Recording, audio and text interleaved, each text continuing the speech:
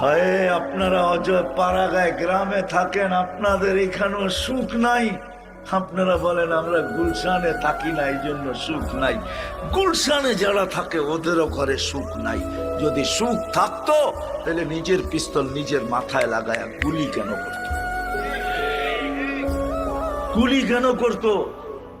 নিজের টাকার রশি কিনা গলায় লাগায় কেন চলে যেত? গুলশানেও সুখ নাই, বাড়ি দাঁড়ায়ও সুখ নাই, দেখতে দেখা যায় সুখী। ওইখানেও যায় দেখেন আগুন জ্বলে। ওইখানেও সুখ নাই, অজয় পাড়াগায়ও সুখ নাই, কোথাও এখন সুখ নাই। কেন? হেদায়েত নাই। আসেন হক্কানি আলেমদের, আল্লাহ ওয়ালাদের পিছে চলি, এদের কথা মতো চলি, প্রস্তুতি হয়ে যাবে। দুনিয়াও সুখী হবে, আখিরাতেরও সুখী হবে। কি রাজি? হ্যাঁ, এই জন্য প্রথমে অতীতের জন্য তওবা করতে হবে।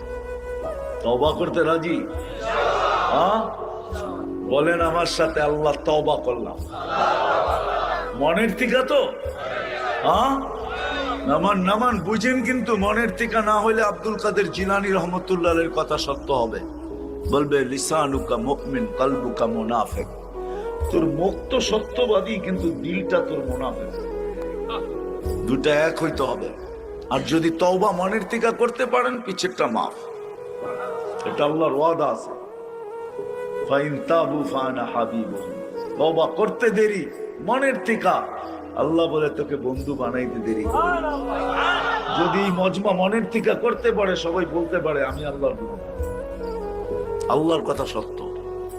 আল্লাহ তওবা। আগামীর জন্য প্রস্তুতি নিতে হবে, আগামীর জন্য প্রস্তুতি। আর সবচেয়ে বড় প্রস্তুতি হেদায়েতের সবচেয়ে বড় নিদর্শন। হেদায়েতেরও নিদর্শন আছে, সবচেয়ে বড় নিদর্শন হইল 5 ওয়াক্ত নামাজ। কি 5 ওয়াক্ত মানেন?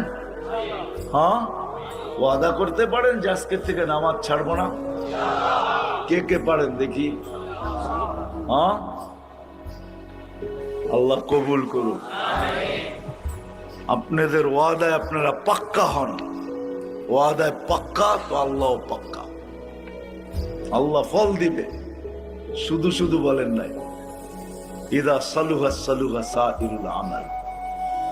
নামাজ ওকে, জিন্দেগি ওকে, নামাজ কমপ্লিট, জীবন কমপ্লিট। এই জন্যই তো আমি বলি, এই উম্মত যদি কিছু না করতো, 5 ওয়াক্ত নামাজ পড়তো,